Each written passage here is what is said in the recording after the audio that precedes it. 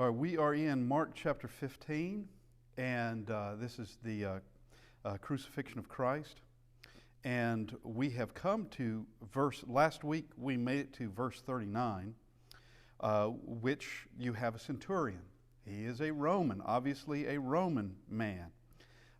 And he witnesses these things. Verse 39, so when the centurion who stood opposite him, that is, of Christ, saw that he cried out like this and breathed his last, he said, truly this man was the Son of God. There have been demonstrations, things that have been occurring in all of this.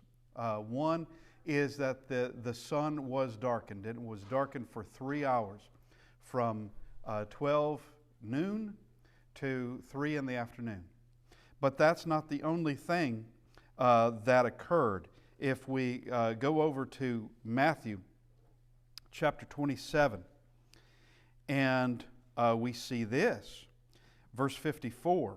So when the centurion and those with him who were guarding Jesus saw the earthquake and the things that had happened, they feared greatly, saying, truly this was the Son of God. So there's more than just the centurion who says this. It's in those who are with him, and it's more than just the sky has been darkened. There has also been an earthquake. But if we go up to let's go to verse 50. So we're in Matthew 27, verse 50. Matthew 27, verse 50. And Jesus cried out again with a loud voice and yielded up his spirit. Then behold, the veil of the temple was torn in two from top to bottom. Now, no one could have seen that except the priests in the temple, but the rest they could witness. And the earth quaked, and rocks were split, and the graves were opened, and many bodies of the saints who had fallen asleep were raised. And coming out of the graves after his resurrection, they went into the holy city and appeared to many. So when the centurion and those with him who were guarding Jesus saw the earthquake and the things that had happened, they feared greatly, saying, truly this was the Son of God. There are numerous things that have occurred here. Now, what makes the Gospels so very interesting, and the Bible as a whole, is that it works as a unit. You don't get all the information from one place in the Bible. You go and search it out, and that's how the Bible is designed. It's designed to be searched out, to be studied. But let's go back to Mark chapter 15. And as we made mention last week, the centurion and his statement, truly this man was the Son of God. And it's not just the centurion, as we read from Matthew, it was those with him. This is precisely what the Sanhedrin court did not want to happen.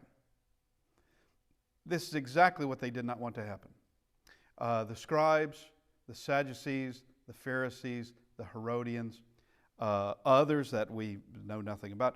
This is precisely what they did not want happen. They did not want anyone, and that is whether that you are a Jew or Gentile, it didn't matter. They didn't want anyone thinking that Jesus of Nazareth is the Son of God. And here is this centurion who sees it, and you couldn't help but notice the sky went black, there's been an earthquake, the rocks are split, and graves are opened, and there are people who have been dead for a long time now back with the living. You can't help but notice that. And obviously, there is one proof after another, after another, after another in all of this. Now, Mark chapter 15, verse 40 now. There were also women looking on from afar, among whom were Mary Magdalene, Mary the mother of James the Less, and of Joseph and Salome. Okay, so here are a group of women who look from afar. Verse 41, who also followed him and ministered to him when he was in Galilee, and many other women who came up with him from Jerusalem. So where was Mary? Well, Mary the mother of Jesus, she is there, just not mentioned by Mark. She is mentioned by John, but she's not mentioned by Mark. And let's just go to John in this. Okay, so we go to John chapter 19 and look at verse 25. Now there stood by the cross of Jesus his mother and his mother's sister, Mary the wife of Cleopas, and Mary Magdalene. When Jesus therefore saw his mother and the disciple whom he loved standing by, he said to his mother, Woman, behold your son. And he said to the disciple, Behold your mother. And from that hour that disciple took her to his own home. So they are close enough to where he can speak to them. They're not very far at all. Now these others, the way this is described in Mark, these others, there were also women looking on from afar. Now some were obviously further away than others, but here he's able to talk to them, and they can hear him.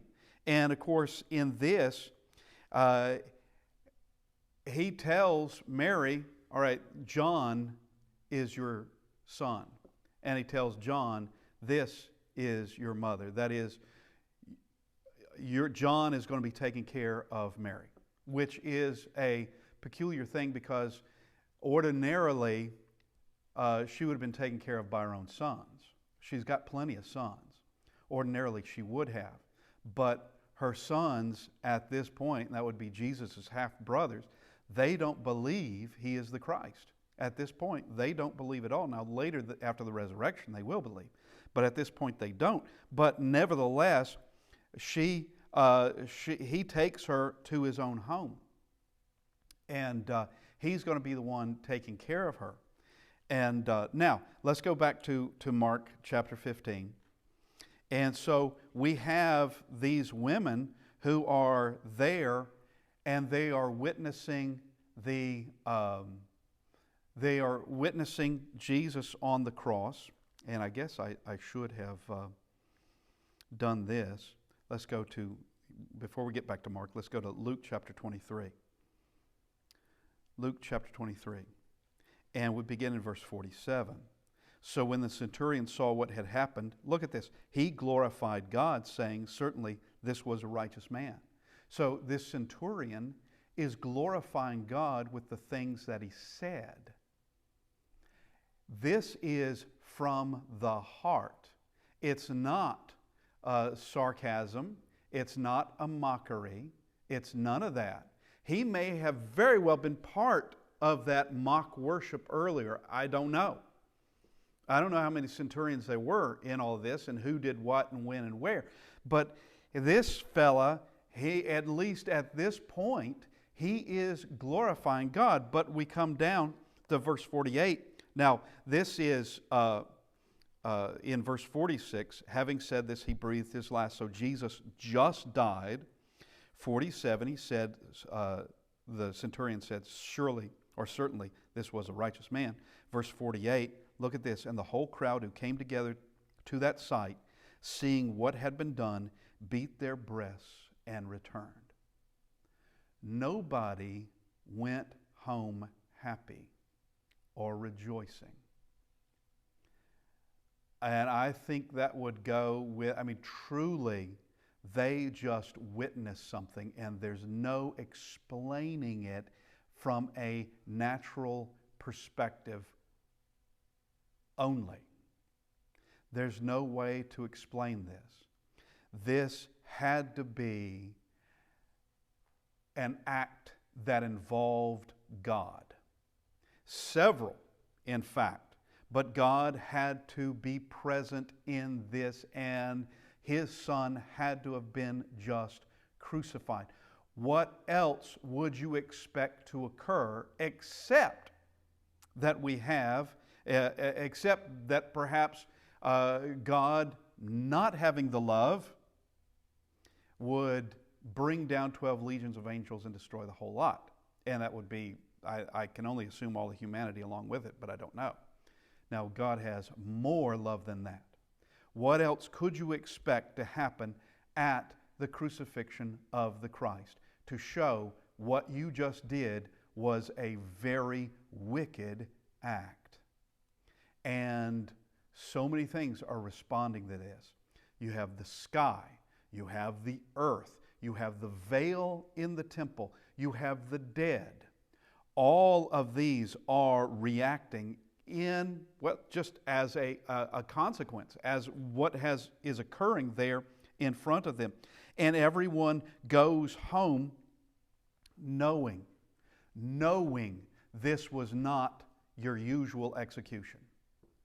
This was not a normal day. Now, we go back to Mark 15. Now, we've heard what the centurion said. We see what the ladies there are doing. They are watching. And verse 42, now when evening had come, because it was the preparation day, that is, the day before the Sabbath. So this is Friday, and the sun is going to set. All right? So Joseph of Arimathea wants to prepare his body and bury Jesus, put Jesus in his tomb, before the sun sets. Because when the sun sets, it's the Sabbath and he won't be able to do it. Not by Sabbath law. Now, yes, the old law was just nailed to the cross, so it really didn't matter anyway. But nobody really knows that just yet. Nobody knows what everything this means. Nobody knows everything that this means. Though it has been spoken by the prophets, though Jesus himself has said it multiple times, and that he's going to be raised on the third day. All right? That this is going exactly as Jesus said it would, by detail. Okay, verse 43, Joseph of Arimathea, a prominent council member who was himself waiting for the kingdom of God, coming and taking courage, went into Pilate and asked for the body of Jesus. So he couldn't exactly go and take the body down on his own. He has to get permission to do that. And of course, Pilate is not going to allow it unless the prisoner, the one who's supposed to be executed, is dead. He's not going to do that. So he's got to go to Pilate. He goes to Pilate, asks for the body. Now here's something about Joseph of Arimathea. He's a prominent council member. He has a deep respect for Jesus of Nazareth because of who he is. Now, does Joseph of Arimathea become a follower of Christ? Just because he did this does not make him a follower of Christ. It makes him sympathetic. That's nice. He's not an enemy per se. Certainly not a rabid enemy. He has basic compassion here. Does this make him a follower of Christ? And the answer to that is no, it takes more than that. It takes more than, and while I appreciate what he did, he would have to do more to be a disciple of Christ. He would have to be. There's more than this. Did he believe he was the Christ? Yeah, I think he did. Was he obedient? I don't know. I do not know what may have happened to Joseph of Arimathea. But he goes to Pilate, verse 44. Pilate marveled that he was already dead, and summoned the centurion. He asked him if he had been dead for some time. So when he found out from the centurion, he granted the body to Joseph. So, yeah, the answer is Jesus of Nazareth is dead. Then he bought fine linen, took him down and wrapped him in the linen, and laid him in a tomb which had been hewn out of rock, and rolled a stone against the door of the tomb. So he takes him to he buys fine linen, wraps him up, takes him to his own tomb. No one has, this is the first body to enter this tomb. And he rolls, the stone is rolled away. Now verse 47, and Mary Magdalene and Mary the mother of Joseph observed where he was laid. All this is happening very quickly. All right? It would be hard to keep up with what exactly is going on and how it's occurring. It'd be very hard to know, all right, if you weren't keeping up, where's Jesus? Where's the body now? You wouldn't know unless you were observing. You wouldn't know that Joseph of Arimathea took the body of Christ. Well, where did he take him? You wouldn't know unless you followed along and observed where he took him. And they are concerned about it. They are deeply concerned, and we're going to see now in chapter 16, okay, verse 1. Now when the Sabbath was passed. So when is the Sabbath passed? The Sabbath actually it begins on Friday evening at sunset, and it ends Saturday evening at sunset. Okay, but it's sunset, it's dark. They don't go when it's nighttime.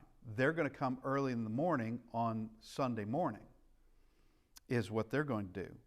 And now when the Sabbath was passed, Mary Magdalene, Mary the mother of James, and Salome bought spices that they might come and anoint him. So they're going to take care. They're not satisfied with how everything has been done thus far. They're going to honor Jesus. They're going to honor his body with these things. Very early in the morning, on the first day of the week, they came to the tomb when the sun had risen, not when it had set. So the Sabbath has been ended probably for about 12 hours, I guess, depending, but thereabouts anyway. Verse 3, and they said among themselves, who will roll away the stone from the door of the tomb for us? Because they know it's a heavy thing. It's a heavy object. It's going to take more than what they can then handle. But when they looked up, they saw that the stone had been rolled away, for it was very large. So they arrive, and it's open. The tomb is open.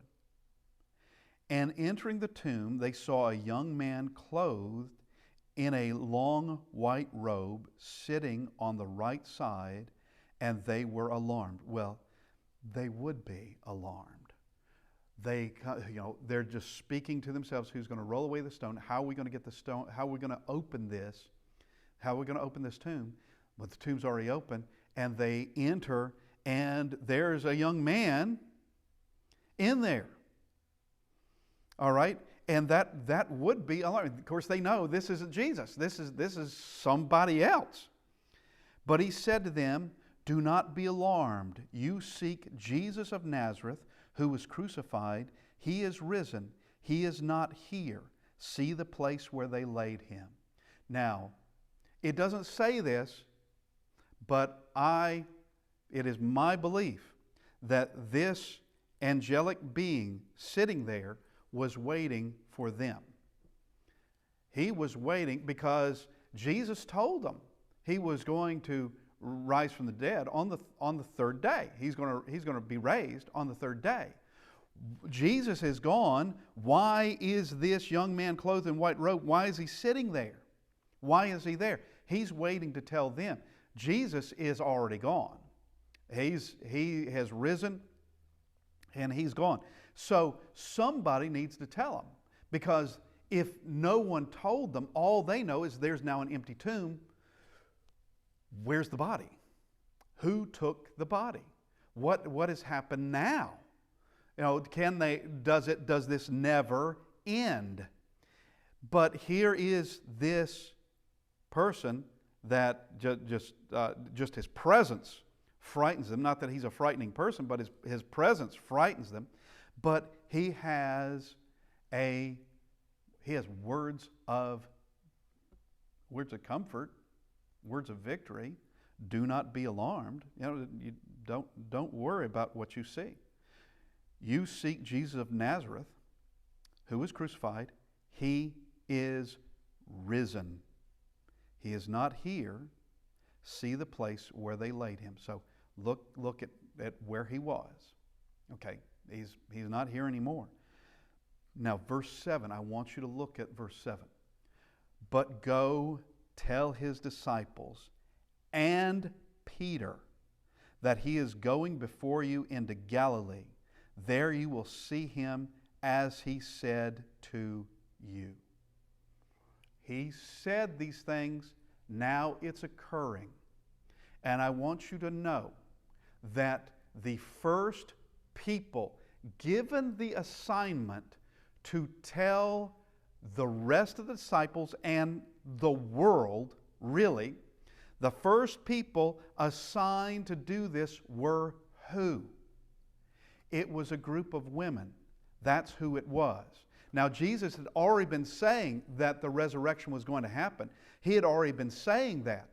But the first ones with the news of He is risen, and to give that news to His disciples and Peter, happens to be this group that comes. Mary Magdalene, Mary the mother of James, and Salome. They are the ones who are told that you tell this news. You tell this. And they are given that assignment. They're given that assignment. Now, as it turns out, disciples aren't so ready to believe what they hear. But Jesus has been saying this is what's going to happen. He's been saying it will. Now, so they went out quickly and fled from the tomb. This is verse 8. For they trembled and were amazed, and they said nothing to anyone, for they were afraid. They're given the assignment, but they're not doing it because they're afraid of what has happened. This is a glorious thing, but it's too much for them. I think that this, for anyone, this is just being run over by emotions. One thing after another, after another, after another, starting from that of Thursday night of his arrest. It's been one thing after another. And now we come to Sunday morning, and this is glorious. They're seeing the works of God, and it is shocking. The whole thing has been a shock to the system. We just have to say that. It's been a shock to the system. And they're amazed, and this is, they're given the message, and that everything that he said concerning all of this, he is going before you into Galilee. There you will see him as he said to you. He said it, but they're just amazed. They are trembling, they're amazed, and they say nothing because they're afraid. Verse 9, now when he rose early on the first day of the week, he appeared first to Mary Magdalene, out of whom he had cast 7 demons. She went and told those who had been with him as they mourned and wept. So we see here, continuing on. All right, continuing on. This is, she does tell. Now from this event at the tomb, she doesn't, but now she is. She went and told those who had been with him, and they mourned and wept. And when they heard that he was alive and had been seen by her, they did not believe. Does that mean they're non-believers? No, it means they're human, is what it means.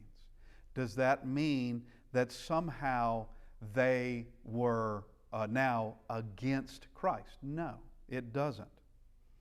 It means they are human, and they, let's not look down our noses on them, because I don't know that we would have fared any better if we had been there. All of this is new. All of this is happening. And he's been saying it. The Old Testament prophets were saying it. Now it has occurred, and now they don't believe. They don't believe it. And from the whole perspective of the cynical perspective of you want to believe something, therefore you believe it, and you believe the something because you want to believe it, doesn't necessarily apply. They would want to believe that he is alive, but they don't. You have those that they're going to demand proof. They are going to demand proof. Thomas is one of those who's going to vocalize it, and he has been named Doubting Thomas, but that really is not fair to Thomas. He's not the first one, because look at this. They did not believe. He's not the only one that doubted. But once proof is shown to Thomas, Thomas believes. And my Lord and my God, he knows exactly who is standing before him. Now, we come to verse 12. After that, he appeared in another form to two of them as they walked and went into the country. And they went and told it to the rest, but they did not believe them either. So you have two that are there on to Emmaus. I can only assume that's what this one is about. They're on their way to Emmaus, and they also discover Jesus has been resurrected, and they tell it, but no one is believing them either. And it's one of those things of where bit by bit you have different people beginning to say, I have seen Jesus. He has been resurrected. The first one comes in, yeah, okay, Mary. Yeah, I mean, what do you say? She's just distraught. Then others are saying it. Okay, that's I don't understand it. Then more are saying it, and more are saying it. Now, verse 14. Later, he appeared to the 11 as they sat at the table. Well, I thought there were 12. Well, there were 12, but one of them has killed himself. He's now dead. That's Judas Iscariot. He's killed himself. Later, he appeared to the 11 as they sat at the table, and he rebuked their unbelief and hardness of heart, because they did not believe those who had seen him after he had risen. He rebukes them. This hardness of heart we have seen time and time again, and we can begin to put some things together as to what that means. Someone, typically, when we think of someone who has a hard heart, we think of someone who refuses to believe that Jesus is the Christ, or refuses to believe there is a God at all, or someone who has a hard heart can be shown the truth and they refuse to acknowledge the truth. They refuse to acknowledge it. But we can see that this term hardness of heart does not mean that they were just hedonistic, that they were just worldly. It doesn't mean that at all. They did believe Jesus. They did believe him. But there were certain things that they heard that they just did not process. There were certain things that they heard that it seems like I know what he said, but it doesn't seem like that could be the case. I know what he said. He said it repeatedly. Actually, I was there 2 or 3 times when he said it. But it doesn't seem to be. There's your hardness of heart. There's the thing of someone, once again, someone who would want it to be true, but cannot process it in their mind of where, yes, this is going to happen. This is going to happen.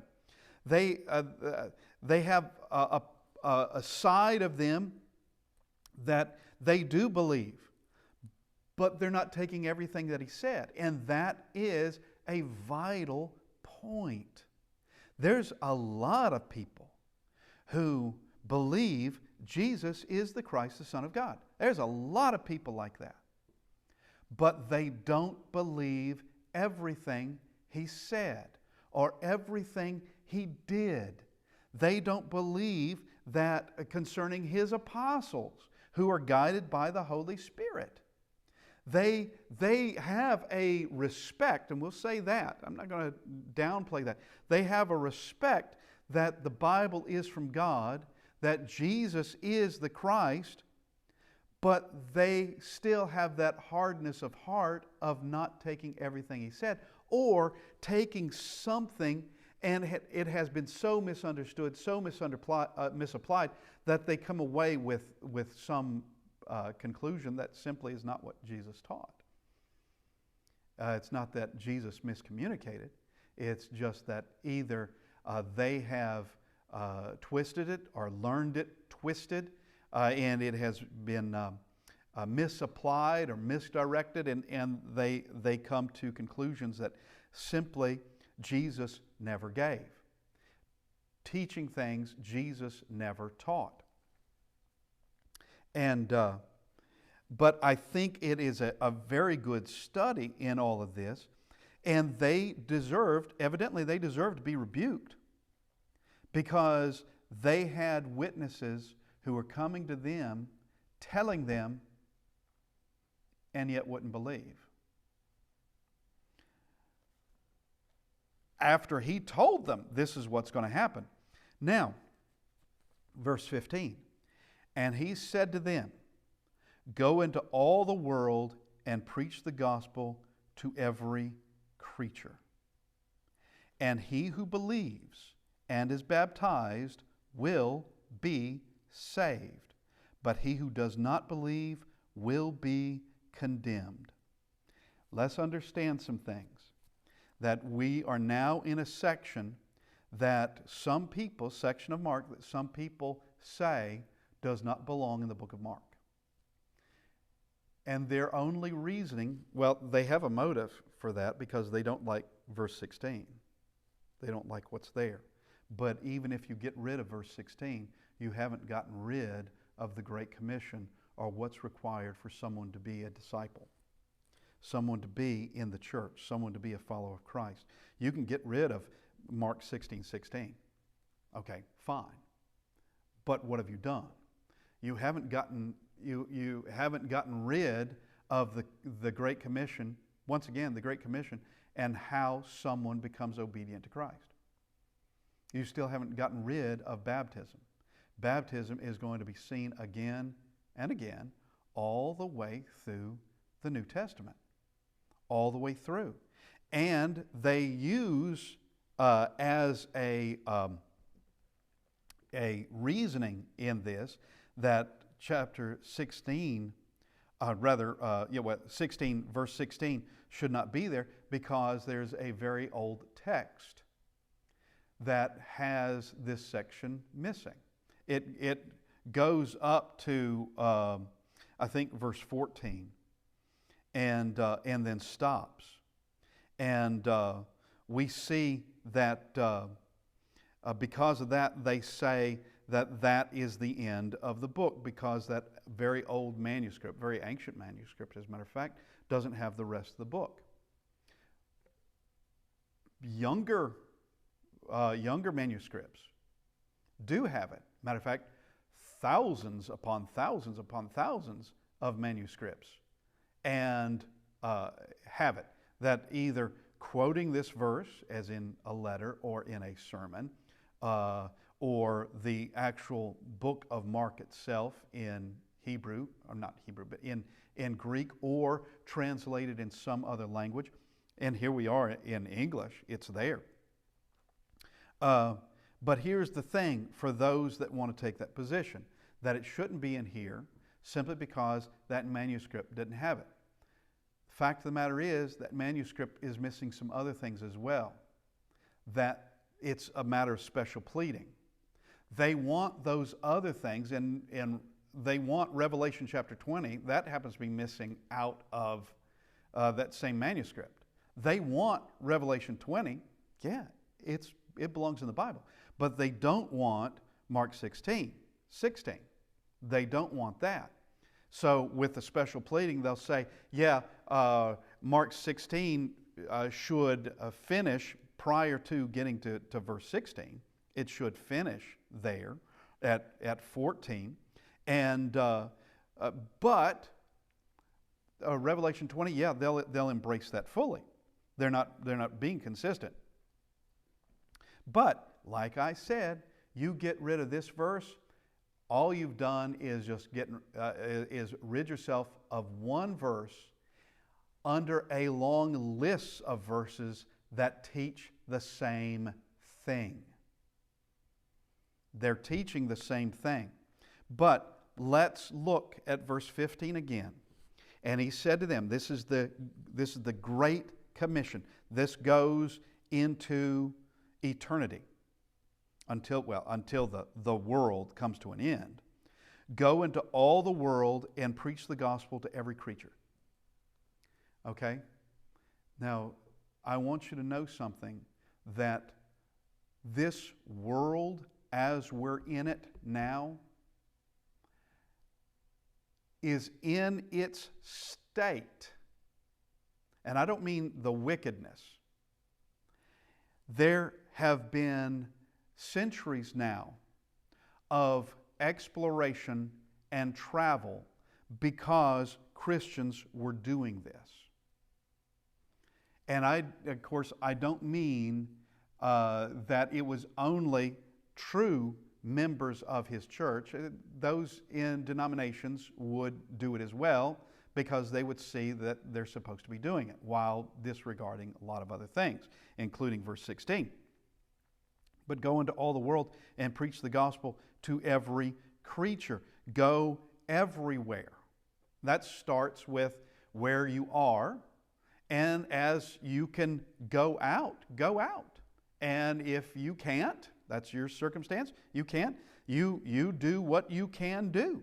But go into all the world. And this is going to begin in Jerusalem, into Judea, Samaria, and to the ends of the earth. All right, exactly as Jesus said in Acts chapter 1, verse 8, that this is what was going to happen. Now, what is the gospel? Well, the gospel includes this. He who believes, that's faith. And this is connected with the next thing. He who believes and is baptized will be saved. Faith is involved. Baptism is involved. And of course, baptism is very specific. It's very, like many Greek words, it's a very specific word. And it means to be immersed. And we can know already, prior to getting to Mark 16, that was already being practiced by John the Baptist and by Jesus, and it was for the remission of sins. We can already know they were doing that. We can already know that it was in water because we've been told it was in water. Immersed in what? Well, we can follow the example. They're being immersed in water. If that's the way it's done, then that's the way it's done. All right? If those baptisms in the first century were effective and it was immersed in water, then we can know it's going to be just as effective in the 21st century. God doesn't change. And this doesn't back up a step. It doesn't correct itself. It doesn't modify itself. Once it's set, it's set. And I'm talking about the laws of God. the law specifically now, that of the law of Christ, it doesn't back up one bit. It doesn't modify itself to correspond to popularity or to current events or popular thought. And it is amusing to me to see, and I guess I should be more mortified than amused, but it does amuse me to see religious leaders that said one thing years ago, and now they're saying something else today. They held a stand on something that one could find. Yeah, that's Bible. That's the teaching of Christ. They held that stand years ago, but now disregard it, and they flipped of no, that the way that's been interpreted is wrong. This is the new way to look at it. Well, Christ doesn't work that way. He doesn't modify his doctrine for any society, because if he did that, it would be never ending. And if he did that, it would be such a confusing monstrosity, his doctrine, that you couldn't even follow it. You couldn't follow it. Now, verse 17. So we see how one is saved, and we need to finish verse 16. But he who does not believe will be condemned. All right. So one can then say, but it'd be false. All right, it's belief. That's the big thing. Belief, one must believe, and that's it. Baptism is just a side thing. It's not pertinent. But it is, because it's in connection with baptism. It is in connection with belief. It's connected with belief. One must believe and be baptized to be saved. But someone who doesn't believe, the rest doesn't matter. The baptism doesn't matter. He who does not believe but is baptized is still condemned. And yeah, there are people of where that happens. There are people that they'll be baptized just because others are. Kids can be guilty of that. They can be baptized because they're receiving family pressure or some other things, and they really don't believe. All right? Belief is imperative, but so too is baptism, because both of them are connected for salvation. And these signs will follow those who believe. In my name they will cast out demons. They will speak new tongues. They will take up serpents, and if they drink anything deadly, it will by no means hurt them. They will lay hands on the sick, and they will recover. Now that is talking about what's going to be happening in the short term. What's going to be happening immediately once the church begins. This is not talking about for the rest of time on this earth, or the rest of the time this church. The church continues here, which is to the end of the earth. He's talking about things that are going to be happening. Casting out demons. Did members of the church do that? Yes. Speak with new tongues. Did they do that? Yes. Does that mean that this is always going to be done by his disciples? And the answer to that is no. And we see where we are shown this in places such as 1 Corinthians 13, where Paul talks about it coming to an end. But we can also go back to Zechariah 13 and see where it's going to be coming to an end. Zechariah 13 also speaks of that time where there would be unclean spirits here. That would be demons to cast out, or devils to cast out. But they won't be here anymore to cast out, because they can't possess anybody anymore. And also that of prophets here, but then no more. They're no longer here. All right? So here are things, signs that are going to be taking place, such as take up serpents. Yeah, well, Paul is bitten by a very deadly serpent, and the locals there thought he was a dead man for sure. You weren't bitten by that snake and lived, and yet nothing even happens to him. He doesn't swell up. He doesn't get a fever. Nothing happens to him. And they realize there is something very, very unique about that man. Something very unique. All right, let's do the last two verses. So then, after the Lord had spoken to them, he was received up into heaven and sat down at the right hand of God. Psalm 110:1 says that. Psalm 110:1 was just fulfilled. And they went out and preached everywhere. So this is looking out years from this point of Jesus ascending into heaven. They went out and preached everywhere, the Lord working with them and confirming the word through the accompanying signs. Amen. He just summed up the book of Acts.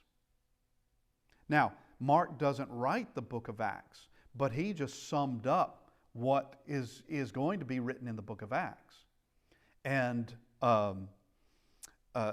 so that we can know that from this, I think that we could come to this understanding, that Mark doesn't pin this down until the time of when they are preaching everywhere, which wouldn't have been too many years from this point, because it doesn't take too long before you have the church scattering out of Jerusalem because of the death of Stephen, and they are preaching everywhere. All right, this is the book of Mark. I appreciate everybody being with us in this study. It is an excellent study to read any of the Gospels, and of course, read them all, and understanding everything that we need concerning the life of Christ on this earth and the beginning of what was prophesied, the church of Christ, the church that Christ established. And thank you, everybody. And next week we will begin a new study.